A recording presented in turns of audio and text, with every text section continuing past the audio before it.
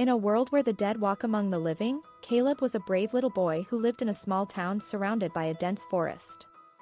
One day, while he was out exploring, he stumbled upon a strange sight.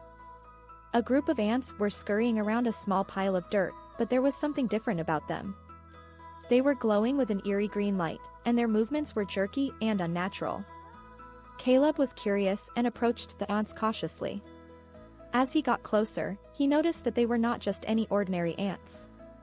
They were huge, almost as big as his hand, and their eyes glowed with the same green light. Suddenly, one of the ants lunged at him, and Caleb quickly ran away. Caleb ran as fast as he could, but the ants were relentless. They chased him through the forest, and soon he found himself lost. He stumbled upon a clearing and saw a group of people huddled together, surrounded by the glowing ants. Caleb recognized some of them as his neighbors, and he knew he had to help them. Caleb remembered a story his grandfather had told him about a special plant that could repel ants.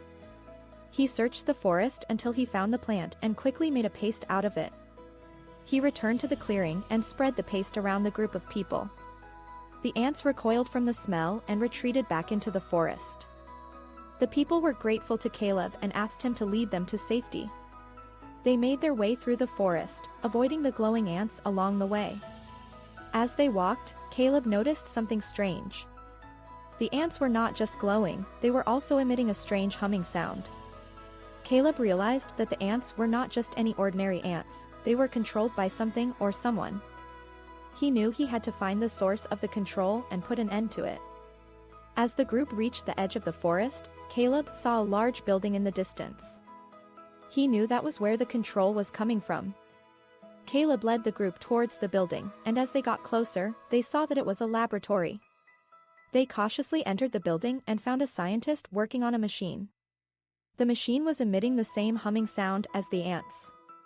Caleb bravely confronted the scientist, and after a brief struggle, he managed to shut down the machine. The control over the ants was broken, and they returned to their natural state.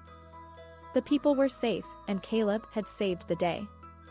The town celebrated Caleb as a hero, and he became known as the boy who defeated the ants of the zombie apocalypse. From that day on, Caleb knew that he could face any challenge that came his way, no matter how big or small.